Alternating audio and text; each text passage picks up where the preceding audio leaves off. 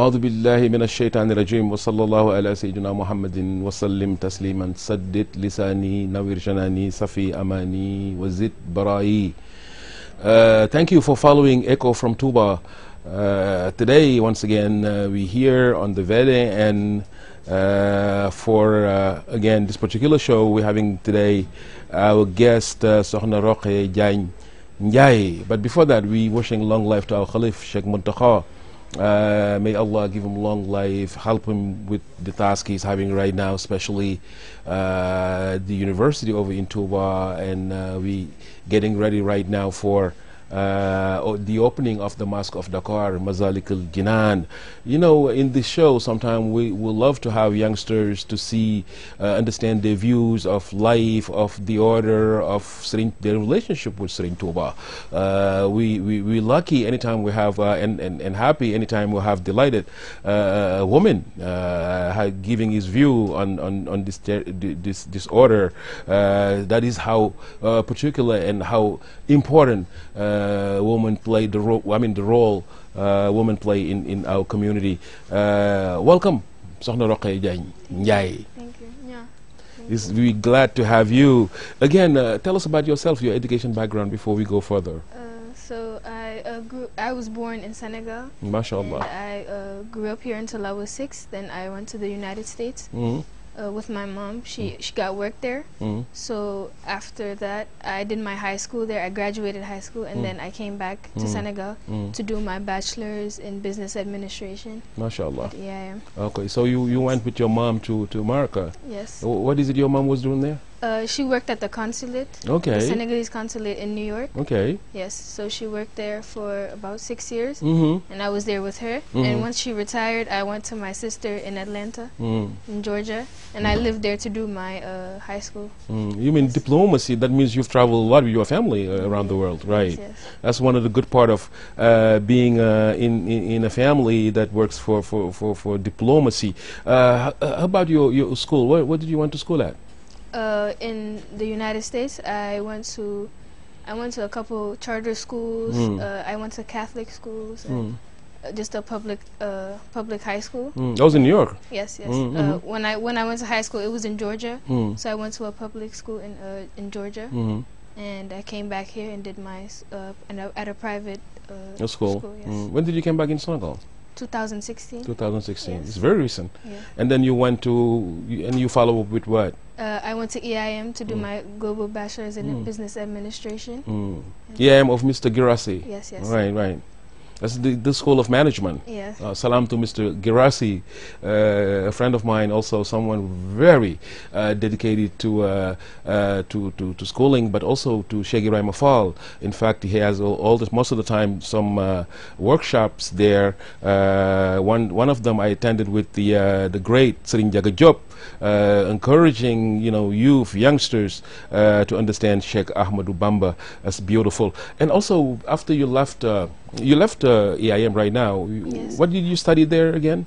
Global bachelor's in business administration. Oh, it's beautiful, yes, beautiful. Do you have a job right now since you're done with that? No, I've just finished last month, right. the end of July. Okay. So I haven't started working. MashaAllah. So good luck by the barakah of Sheikh Ahmadou Bamba for the next perspective, inshallah Rabbi. So we're going to talk about, again, spirituality, talk about it's very important how youngsters feel about the Sheikh Serigne Touba. But we have to, go slowly, step by step. First, the environment you lived in. When did you start to understand the affiliation of Muridiyya from your immediate environment? Yeah, so I was pretty lucky because I came from an environment where it was just people who are Catholic, a lot of people who didn't believe in God in America. So they didn't really take that into consideration, and I'm really lucky to be back here because I feel that was the reason why I came back. Right. Because I came here and I didn't cover my head at that time. I wasn't really, I was praying, but it was just because it was an obligation. Right. I didn't really know about Muridism. I didn't know about Islam. I would just read. I would read slowly the Quran and stuff. So it was just, I was doing it because I didn't want to be in trouble, that's all. But when I came here, a lot of people opened my eyes to a lot of things, you know, because the environment I'm around, in Senegal, there's a lot of Murids, so you hear them talking a lot about Sheikh Ahmadou Bamba. And once I started learning more about it, I started going to Daira, and I had friends that I would ask questions to, and they would just lead me and inspire me to, you know, learn more. Right, right. So since you had the first feel over in America, how was it when you were there with the influence of the culture there? How did you made it to not get involved in that particular culture, meaning influence of hip hop, American mainstream culture? How did you did to, you know, not get involved into that? Yes. So when I was there, I was friends with Catholic people.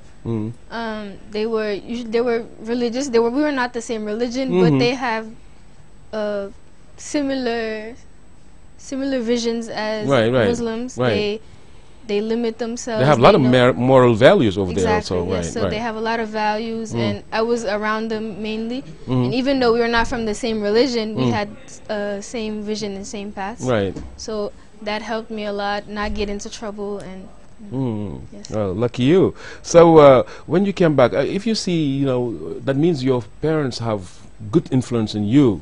How did they, you know, manage to have you, to raise you? How they influence you to have those particular moral values you just said? Yes. So when I was a child, I can imagine your mother is your role model. Yeah. Yes. When I was a child, I lived with my grandmother, so she raised me. And, you know, she's in Dakar? No, in Dagana. In Dagana. Yes. That's in the Wallo area. Behind Saint-Louis. MashaAllah. Yes. So she taught me a lot, and after when I went to my mom and my older sisters, they were already about 20 years old, so they would teach me everything that they learned, and they're the reason why I knew about the Daira. And because every time they would go, they would take me with them, and yes, that's how I just formed my path. So your parents so must have really deep impact in you. In what do they tell you about this particular order? I mean, your father or your mother, what did they tell you about Sheikh Ahmadou Bamba? Yes, so my mom, you've learned from them. Yes. When I first got here, my mom told me to really be careful of who I listen to, because there's a lot of opinions and there's a lot of people saying stuff, and I just have to go to the source. If I want to know something, just read the Hasidah and you find the translation, because if you listen to everyone, you'll be going everywhere. Everybody has different opinions, and you know, just know who you are. Even no matter where you go, just stick with what you've learned and what you are. That's a beautiful, I mean, advice. This is someone all youngsters or youth should listen to that particular advice from ROKHAYA's mother. What's the name? Joe Answer. Joe Answer, assalamu alaikum. Beautiful advice for your daughter to go to the source though. But these videos, inshallah, will be uploaded in YouTube and inshallah social media on WhatsApp. Please visit my page, Echo from TOUBA. Like the page, inshallah. A window of opportunity to spread the message of Sheikh Ahmadou Bamba. So again, it's very good advice though, how youth should follow up with the source. I mean, what Serigne Touba wrote, what Serigne Touba did, you have to go and find out yourself, not just picking up informations all over that can sway someone to the wrong path. After your parents, you should have some, you know, again, from your immediate environment, some information you had, just like you said. What was the path there? What did you get information from Serigne Touba beside your family? So I started going to Daira at my school at EIM, and that's when when we would have conversations, and they would really talk about, and I would hear stories and moral stories that just tell you how you should live your life, and then after that, once I learned about a person, I would go on YouTube and look them up and find out and listen to other conversations about them. So, yes. What was the personality that attracted you the most at the beginning in the Murid circle? Confidence. Confidence. Confidence. Yes. I mean, beside the word of confidence, but what was the personality, I meant, that you looked up to? You said, okay, besides Serigne Touba, I mean, someone that attracted you in the beginning, in the order. I think Serigne Saliou Mbacké. Serigne Saliou, mashallah. Yes. And this is the same for most of the youngsters. They so attracted to Serigne Saliou because it's the same generation. What did attracted you to Serigne Saliou? He just when I would listen to stories about him, he has empathy for people, and that's something when you have like a big platform, right? You know, people can just go and think about themselves, but he was always giving, and he was always doing stuff for other people, not for him. And everything that he would do is because of God or other people, and to help out children also. Right. He's a true upright Sufi master. Serigne Saliou, who passed away in 2007. He was the Khalif of Serigne Touba for 17 years. Someone who've done a lot for our community, especially for youngsters. How he was with them, really merciful, and did a lot. Again, Sheikh Saliou Mbacké. And here we go now. After you left EIM, we saying hi again to Mr. Garassi, and you went to join a daira. Yes. After that. What was the name of that daira? Nuru Darayni. Can you tell us about the activities in that particular one? Yes. So this is my sister's husband. His family, they have a family daira, so they would do it every Sunday at their house. So when I was told about it, I would go. At first, I met them from a ziyar. We went to TOUBA, and I went with them, and they invited me to come. And every day I would go there. I'd learn so much because we would just talk. They would have a tere kham. I'm not sure how that's called, but it's a khasida that teaches you how. What's the name of it? Jawharun Nafis. Jawharun Nafis, yeah. mashallah. So that's the one we were learning about, and every day we would go through maybe 4 pages, and we would translate it and relate it to our everyday lives. Right. Because this particular daira, a lot of people that are there are my age. We're all in school, but we have families, and we're still young. So it's a lot that we can learn from. Right. Those are the books that most of the dairas start with, yes. Like Jawharun Nafis, Precious Pearls. There's also Tazawwud al-Shiqar, advice for youngsters. All these books of jurisprudence the Sheikh wrote, inshallah, to help youngsters to develop. And this is, the process, the right process that most of the youngsters should go to understand and learn methods, again, to understand Muridiya, not again to take it from the street.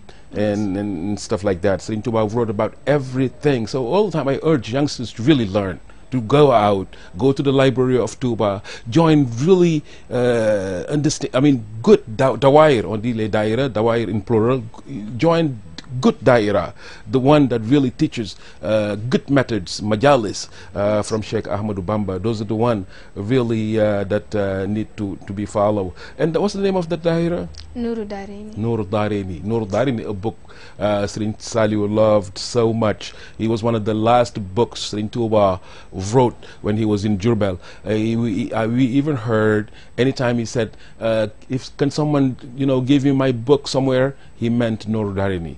Tell you how important. And Serigne Saliou used to read Nuru Darayni every day. I remember even I think Serigne Saliou Jakhate is following, inshallah. I used to recite it, and I went there. He said to Serigne Saliou, "Fallou reads Nuru Darayni for Hidayah for you," and he said to me directly, "I love all Qasidas of Serigne Touba, but especially that one, Nuru Darayni." So Nuru Darayni is very important. Qasida, mashallah. So after you start learning in that process, growing spiritually, what do you start understanding about the Sheikh Ahmadou Bamba? So at first I would just hear so much about him, but now my thoughts about him were more narrowed, and I understood more of his mission and stuff. So I just it was simply that he's just working for the Muhammad sallallahu alaihi wasallam, and that's all his goal was, just to love God and work for the Prophet sallallahu alaihi wasallam. And it was, he made a lot of sacrifices, and it's the first time where you really hear a story about a black man who's just the same race as us, and I feel like it talks a lot about racism and it talks a lot about segregation, and it solved a lot of those problems, but people don't really realize it. They just talk about it in the form of Islam, but it's wider than that. Yes, it's way bigger than that, and this is a problem where everyone can relate to, even Americans or people in Europe, because we've all went through that. The whole world has went through racism in a time where blacks were underneath whites. Right. So that's a strong message from Saint TOUBA. Even in one of his famous book called Mazalik al-Jinan, he said, because of my skin color, don't just ignore my book. Allah puts knowledge to all his abd. You know, wattaqullah wa yu'allimukumullah. Just be fearful to Allah subhanahu wa ta'ala, and Allah subhanahu wa ta'ala will help you. You said also something very important about his following is, you know, giving out the teaching of Sheikh of Rasulullah sallallahu alaihi wasallam. Saint TOUBA even said again, Rama Rasulillahi min ilahi kawni Abdullahi wa qadimuhu. Rasul sallallahu alaihi wasallam ask Allah to bring me over, that he can aid me, he can help me to convey the message of Islam. So he's Abdullah, he's also Khadimu Rasul. So it is first of all, what is important to understand is it is the message of Islam. You cannot cut off the link from Islam, and most people tend to do that, thinking this is a cultural thing. You can be a murid without, no, it's impossible. This is the message of Allah from Allah to Rasul sallallahu alaihi wasallam to Sheikh Ahmadu Bamba, who came over to revive that particular message. Well said, SOXNA ROKHAYA. And here we go. You into that daira now, learning fiqh, all the messages of the Sheikh. And now, what do you grow up to? Your relationship with Saint TOUBA, the more you know him, what's your feeling about Sheikh Al-Khadim, Sheikh Ahmadu Bamba Khadim Rasul sallallahu alaihi wasallam? If it's not a strong I don't know where to start. Well, first my whole attitude about life has changed. I'm such a nervous person. I've always been a person who's flustered and nervous and confused all the time. But ever since I learned more about him, and I can read Hasidah, and I can go, and now I have ways to calm myself down. Now if I'm lost about something, I have somewhere to look at, and I know where to search. Head. Yes, and it has helped me a lot about everything in my life. It has given me more self-esteem, because I always know that there's somebody who has my back, right? No matter what. MashaAllah. And yeah, so that's a really important part for me. So the love of Saint TOUBA is, because love obviously is a very big part of this message of Rasulullah sallallahu alaihi wasallam. In kuntum tuhibbuna Allah fattabi'uni yuhibbukumullah wa yaghfir. I'm talking too much Arabic though, but inshallah, never mind, I'll translate. If you love me, Allah, follow me, and Allah, subsequently will love you. In kuntum tuhibbuna Allah fattabi'uni. So love, hubb, ad-din, hubbullah. Deen is just to love. I have a huge place in that. Tuba li abdin muridin sadiqin lahumu bi khidmatin aw bi hubbin aw hadiyati. I mean, the on the facade, not even on the facade, but the reality of a murid is to give out idayah, to love, and to work for the Sheikh. So this is three dimension. Love is part of that. Loving Saint TOUBA is just amazing. Someone really did a lot for this deen that deserves all the love we can give him. Since after that, Allah, inshallah, and Rasul sallallahu alaihi wasallam will love us. And also, can you tell us a little bit about the Sheikh, what his accomplishment? He went to exile, came over, there's his book. What can you tell us about the Sheikh's accomplishment on your standpoint, what you understand on that? So the part that stood out to me the most is the way he started he started to make a change at such an early age. So from something I heard, they said that at the age of 13, he was writing the Quran, and he was teaching it to people in his father's daira. Right. And that's a really strong thing, because at my age, I can't even imagine me having such a big responsibility. And it just helps you be more motivated to continue. And the willingness he had to make so much sacrifice for people. They said that from a book I read, they said that the whites told him that he could bring 10 people with him when he went to exile, but he chose not to bring anyone because he knew that this is a sacrifice he had to take on himself. And that's such a big, because he was being considerate about other people, and he said, I will work for you. So that was just a really important part for me, and that's what marked me the most about his his determination. Yes. Well, TOUBA always been steadfast in his goal, what he wanted to do. Since he signed it in the mosque of Darul Khudus, when Prophet ﷺ came out to him and told him about the task, and he said, well, if my nafs can support it, inshallah, I'm willing to do it. My determination, my engagement will meet that. So that is in TOUBA. And also one thing I like about it, just to add something to what you said, is on youngsters, youth. When we think, someone even called me a while ago and told me he's doing a thesis on youngsters in Islam in the Muridiyah. I told him, just talk about Sheikh Al-Khadim, because everything he realized when he was in Bakke Kajor with all these the surrounding, they all were young. Yes. They were youngsters. So just talk about Serigne Touba.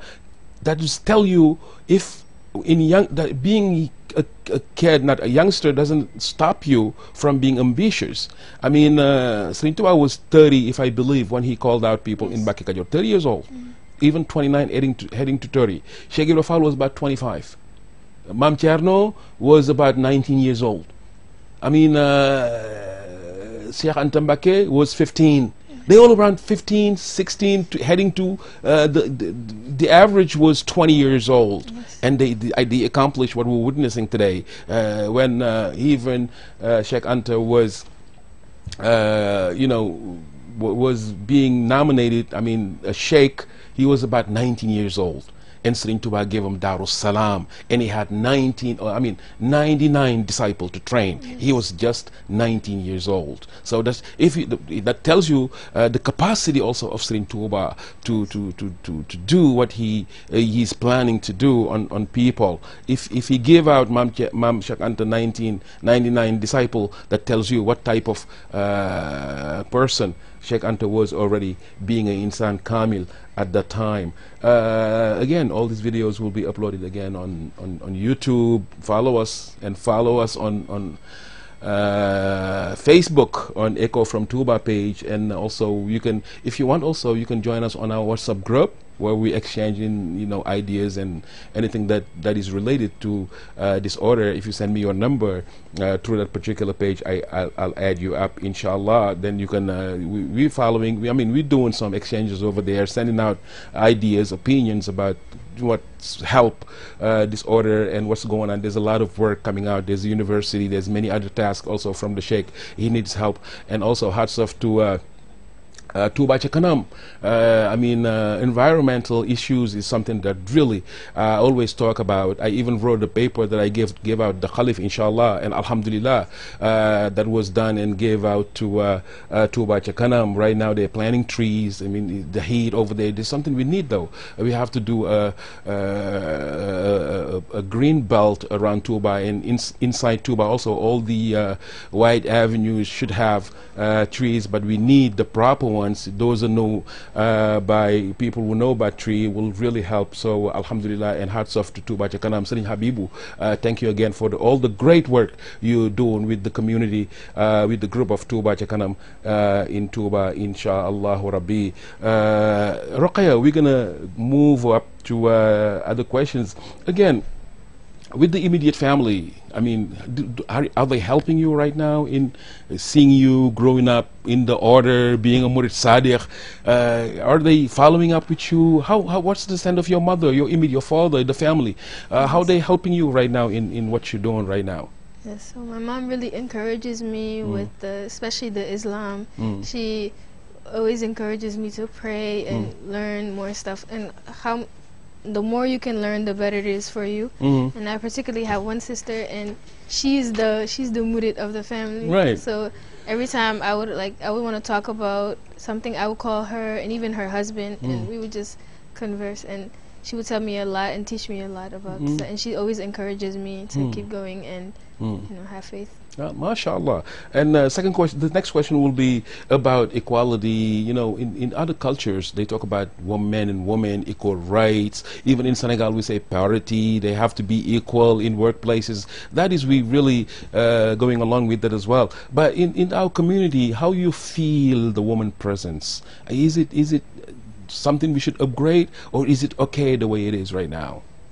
Well, I think it's always improvements to be made. Right. But I think it's a lot better nowadays as compared to before. But I think there's always, it's our responsibility to make, to stand out, to be responsible, and to have to just have a self-esteem, to make sure that people notice that we can handle the things men can too. So I think that it's better, but with Islam there's obviously a difference. You can't have men and women be the same. It's impossible, and men can do what women can do, what women can't do, but women can also do what men can't do. Right. That's why it's just a difference, and I think we should just know how to balance it instead of trying to be the same all the time. Well, the thing is, we sharing different responsibilities, different roles, mashallah, and like you said, men have different roles, and women also have a particular role. But sometimes also men they kind of translate some verses of Quran and stuff like that on the to benefit them, and really not benefiting women. What is it? I'm not trying to side with the woman, but sometimes also I know everything is translated on the woman,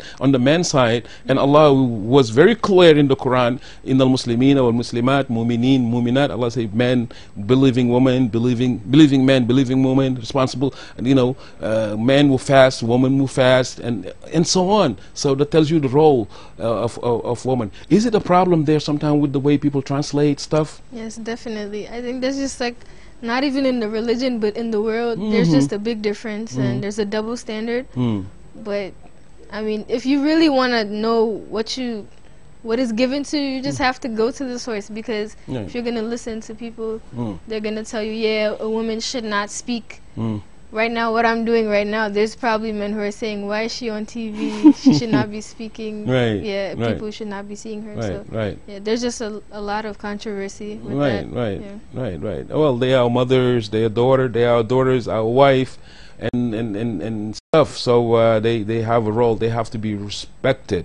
I mean, this is something we can be loud enough on that. There's a lot of progress, though. Just like everybody, if a community goes under problems, it affects their mind, affects their way of thinking. I mean, the black people as a community, they went through that a lot. So the civil rights movement came out in America, in Africa, to help them still there's a problem with Europeans in other countries. So to tell you the effect that not respecting a community can have, the impact they can have. That's the same thing if you don't respect our women. That's the same thing if you don't respect them. They're going to have an impact on them with the role, of course, they play. Doesn't mean that they have to step out and then imitate others or do a different role that is not supposed to be their role. No, we're not saying that. There's role models like in Senegal. You can find someone like SOXNA Muslima Tumbake, a devout woman, entrepreneurial, who did a lot.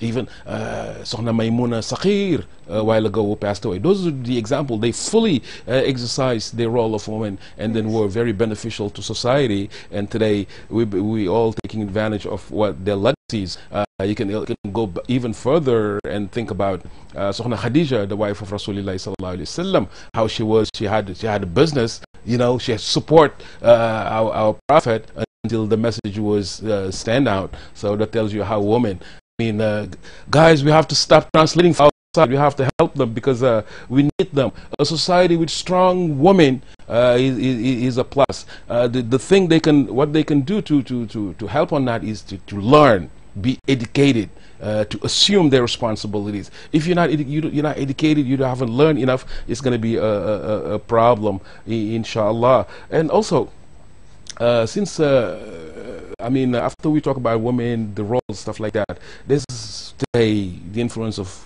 social media that we go through every day. Can you tell us about I mean, the role of how the tool of social media itself, how youngsters can use that to develop their growth, their process of learning studying TOUBA? Yes. So a lot of people think that social media always has a bad influence on people, but personally, I think that if you look at the right things and you know what you're going on there for, it's much easier. I've learned a lot about studying TOUBA. I learned a lot about Islam from Instagram and from YouTube. And once you just look for, if you look for what you want, you will find it. You don't have. There's people that just think that all social media is about showing Westerners, you know, not wearing any clothes or saying whatever they want. But if you actually know where you're going, you just... She's right. Also, there's a negative, you know, side of that. Yeah, but you can always avoid it. That's just your responsibility. You can't always not see it, but you can not pay attention to it. Right. Because it's unimaginable right now to get away from, to not use that particular tool, how it is. And you can download a lot of stuff. You can download Quran, Hasidah, I mean, articles and everything. You're right. But you said a key word there. It's like you have to know what you want. Yes. You know, if you know what you want, then you're gonna know where you're gonna be heading. Because a lot of people are saying a lot of stuff about multimedia, but alhamdulillah, it's a good tool for Echo from TOUBA. Again, don't forget to follow us and then like it. It's gonna be what are you gonna say about that? Echo from TOUBA, you like that page already? Yes, alhamdulillah. mashallah. So there's videos and also there's questions and answers inside. If you send me a question about someone will send me a question about is it okay to be a murid without doing the jabal, I think he said, the allegiance. And other question, somebody also asked me questions about the wird. If the mahous we are obliged to take it, or it's not you know, something we should do, is up to optional. So I'm going to be answering all these questions inshallah once in a while in Facebook. So if you follow us, and you can also send there your questions. And thank you for followers. Thank you to Sokhna Jara Mariam from Germany, Mboch from Germany, really doing a great job on translating. A woman, also she's German. She did a lot of translation. Inshallah, you can follow that in a page, Sokhna Mariama Jara Mboch, Mam Mariama Jara Mboch. She's doing a great. She's actually also working with Sayyid Abdul Aziz Majalis, doing a lot of translation in English and in German as well. Sokhna Johnson, also from New York City, thank you for following all and your advices and all the questions you've been sending as well. And whoever's asking, I had someone from South Africa a while ago, where we're planning to visit, inshallah. I heard the message from the Daira there. Inshallah, if it's possible, we're gonna see what we're gonna do with you guys. And thank you for following as well. We're gonna hit 2 or 3 questions before we finish right now. There's a mosque coming, the mosque of Mazalikul Jinan. Are you excited about it? It's going to be open the 29th of this month. Yes. Inshallah. What's your thought about this mosque? I think it's amazing that I heard it's one of the biggest ones here. So hopefully. Yeah. So, but no mosque can be bigger than the mosque of TOUBA, because Serigne Touba is in that mosque. So I'm talking in terms of structure, right. So I think that's like really good that we are expanding. Sometimes people travel all the way to TOUBA just to go and pray, just for the Friday and the Saturday. But now we can have that here, and it's a little closer, and it just reminds us more. And there's probably going to be more events there, and you know, it's just a good reminder. Yes. Isn't that amazing, though? A mosque with this size being built in just 7 years, in a matter of 7. Most of the mosques we had been built in generation, but this mosque been built just for 7 years and took about in terms of crowdfunding, funded or 20 or to 20 something billion. Isn't it amazing? Yes, it is. I just think it shows like the determination of the murid. Right, right. And you know, when we want something, we just get it. Right, right. Yes, so I think it's pretty amazing, and it's a lot of people. It's not just a group of construction workers, but it's everyone putting in their money, everyone putting in their time and their effort to make this good for all of us. I suggest anyone to really get ready for the visit, because Sheikh Muntaha, inshallah, by the 22nd should be in Dakar, and we'll proceed at the reception of that mosque, inshallah, the 29th. There's going to be the prayer over there at the mosque of, and hats off to Serigne Baki Ufay, really, who gave all his energy, all his, most of his money, his time to that mosque, but also to Serigne Aliou Thioune, who was part of the communication, people who took care of the mosque. Thank you guys for what you did for Serigne Touba. And that tells you also, Serigne Touba left this world just in 1927. Isn't it amazing what is being accomplished? He said himself, إِلَيَّ قَادَ اللَّهُ مَا لَمْ يَكُنِ وَلَا يَكُونُ أَبَدًا لِمُمْكِنٍ. Allah has given me something He has never and will never give out again.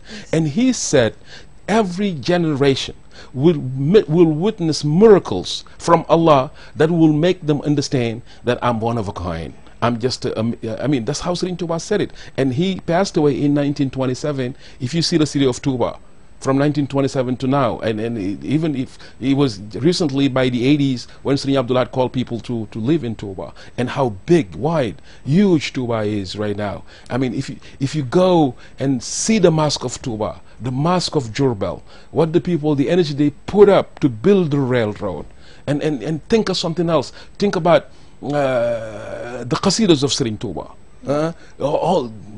I mean, Munawwir as-Sudur, Mulayin as-Sudur, all these qasidas, come to Nur Darini, Mawaibu Nafi, Jawartu, all of them. I mean, every single piece of those qasidas is just amazing how what the Sheikh did, inshallah. And also, if you think about his sons, daughters, all miracles. And even a friend of mine told me, "S.Fallou, if you can enumerate all this stuff, it's fine, but only the picture of Serigne Touba." The picture is just one of a kind. He said, I work in imagery and stuff like that, but just looking up the picture of Sheikh Ahmadou Bamba will tell you this person is one of a kind. Isn't it amazing, though, what is being accomplished today? SOXNA ROKHAYA. Yes, I think that it's just because all the work he did when he educated those people before he went to exile. All those people that he educated, they were the ones who passed it down, and you know, the love for him just grows, and out of love, people would do anything. So I think that's why we're so determined to, you know, to make his word spread. And right. Yes, so I think it's just a big part of what he did when he was here. Absolutely, that's I agree with. You know, his determination, what he accomplished, the way he was truthful by worshiping Allah, and for Rasulullah sallallahu alaihi wasallam. He even said it. I wasn't like what do you call him again? I did little when I worked for Serigne Touba for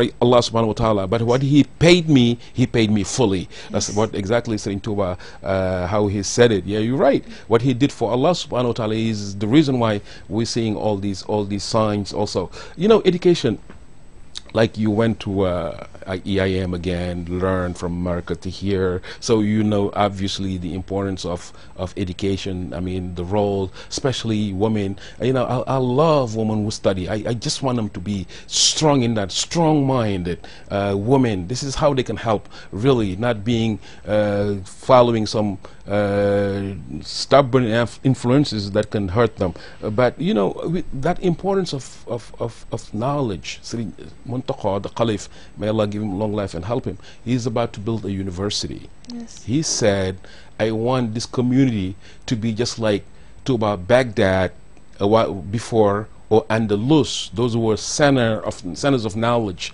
in the past. So he even said, I wanted that to realize in 300 years from now. That tells you he's very patient about that. But before we get to his realization, tell me about the importance of education, especially for women. How you should be really steadfast on that.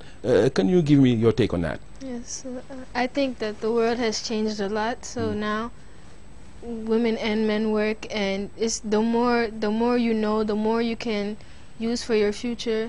I learned a lot about not even just schoolwork that you just go and write down and copy, but when you go to school, you learn a lot about people, you learn a lot about your environment, and it really helps you relate it to the word of Sheikh Ahmadou Bamba. And it helps you a lot, like advance in your life, and you can pass it down to your family members. And it's really important for women to go to school because we're just so belittled. And as the generations go on, the more we get educated, the more power we're given to. So yes.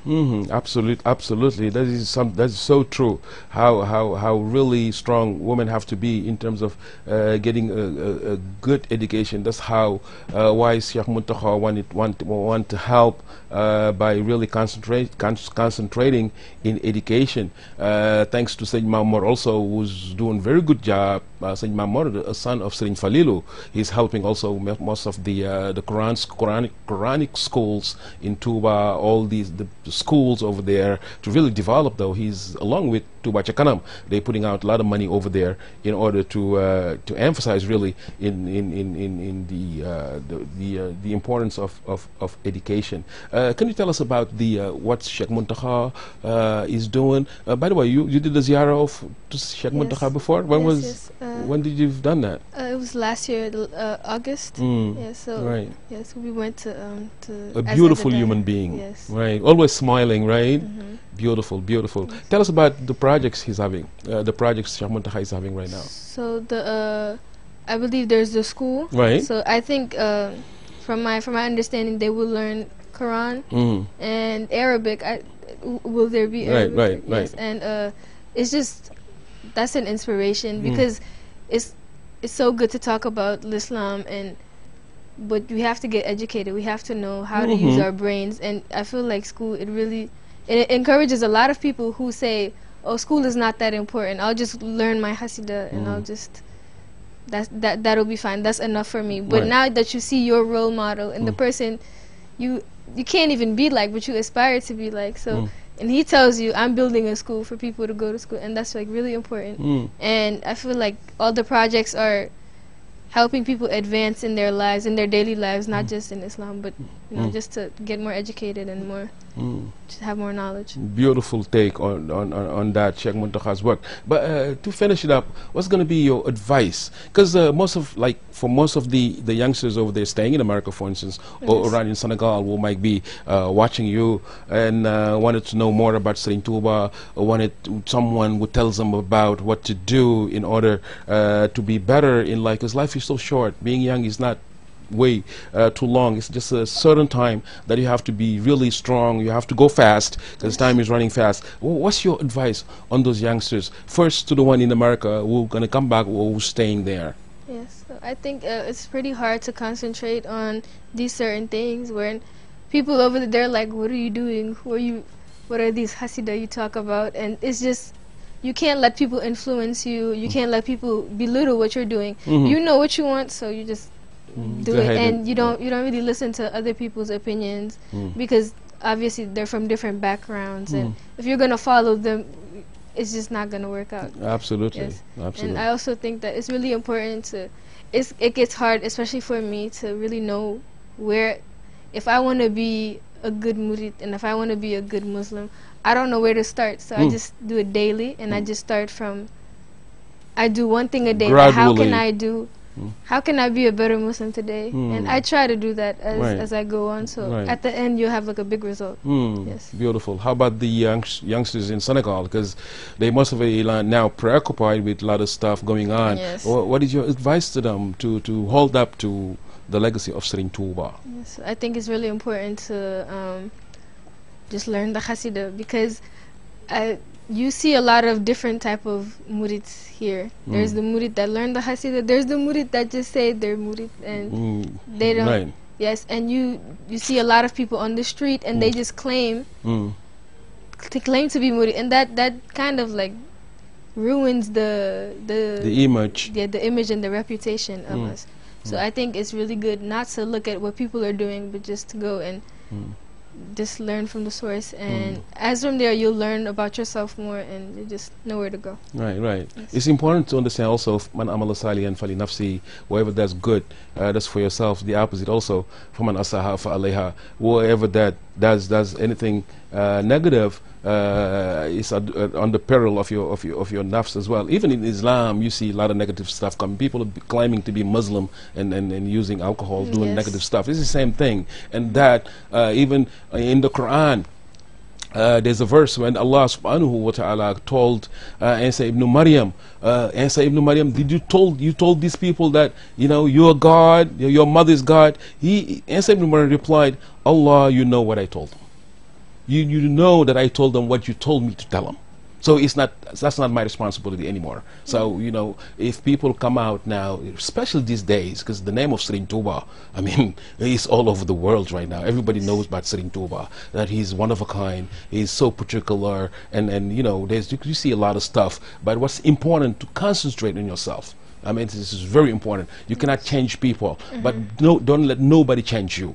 Understand what Serigne Touba wants, what he wants you to be, what he wants you to become. Because Allah subhanahu wa ta'ala tomorrow, meaning in the afterlife, will be really going to do what he exercised, what he said in the Quran. فَمَنْ يَحْمَلْ مِثْقَالَ ذَرَّةٍ غَيْرًا يَرَهُ. Whoever does anything good, even as small as a little piece of sand, you're going to see it. Whoever does also anything negative, even smaller than a piece of sand, also will see it. So we have to prepare ourselves to that particular day, Yawm al-Akhirah, mashallah. It is the end of it, mashallah, Sokhna ROKHAYA. Anything you want to add up to what we just said? Maybe your salam alaik, what do you want to say to your mother or your friends watching you right now, or from America, ROKHAYA? And I'm so glad to have you. I'm so happy anytime I see youngsters like her who are very determined and knowing what they want, learning hard to understand Serigne Touba, but help also spread the message. What do you want to say to your family, friends, and everyone listening? Yes, I just want to say thank you, and thank you to you too. Thank you. And I just it's just the importance of like having a balance between your life and your religion, because you can have fun and you can live your life as people are, but you just have to know what you want and always try to come back to reality, because there's always an afterlife. There's an afterlife, and you always have to think about that. Mashallah.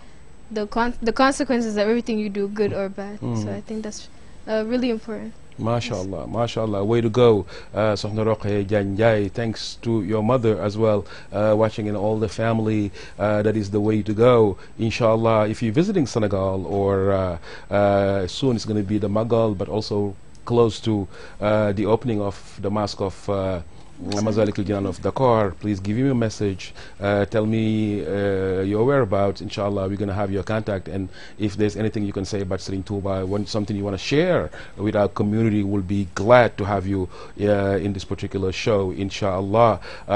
Again, thank you for watching Echo from Touba. It's going to be a rerun on Sunday night, and it's every Wednesday at 3 p.m. right here. Thanks to Serigne Aliou Chun also, and my condolences to him. He just lost his mother a while ago. May Allah increase his light in Barzakh, bi barakat Sheikh Ahmadu Bamba radiyallahu ta'ala anhu. And Happy New Year to everyone. We in 1441 year 1441 of Hijr.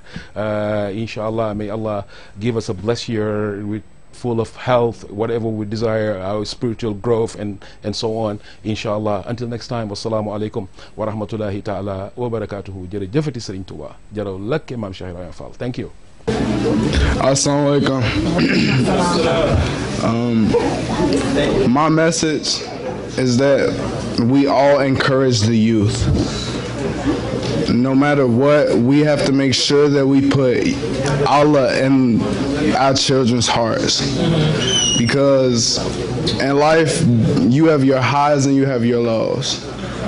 And if we instill Allah in our children's hearts, just remembrance of Allah, when they get older and we're gone from this world, our children, when they're at their darkest moments, when it seems like there's no way that they can do anything, there's no way out, that remembrance of Allah in their heart will save their lives. And it doesn't matter, we don't even have to be their parents. Just encourage the youth. Remind them to remember Allah. Remind them to study their Quran. It's the little things that count. Because you never know. You can save them from hellfire with just one little phrase, one word. Everything counts. So please, encourage the youth.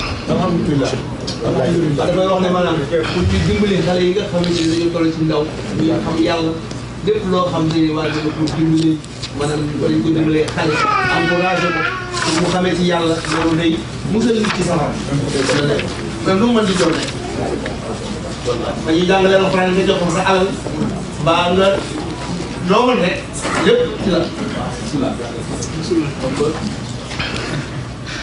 يسور رسول الله خاتم مولده يدوم لنا بسرا يفي خير مورده يسور رسول الله خاتم مولده يدوم لنا بسرا يفي خير مولده وكان إلهي كل دور بجهيما له دهر خطي دون لغو ومسيد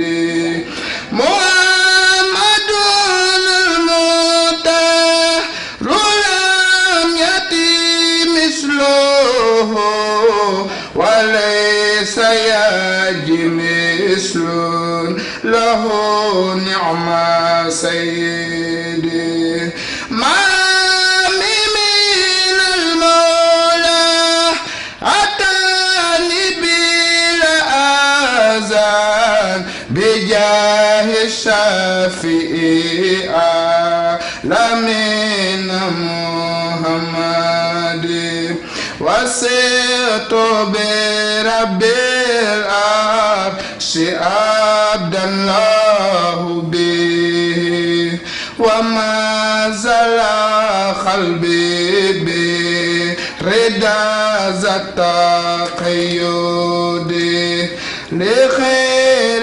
البرايا من خلام بشرة ولي خدا تخصيصا به نفس تهتدي داني إلى إياه إذا شهر كونه لخير الورى زرفا كوى كل سداد عديتنا تصفو لدى لئيس سرمدا وأنا ما هدائن إلى خفو زدادي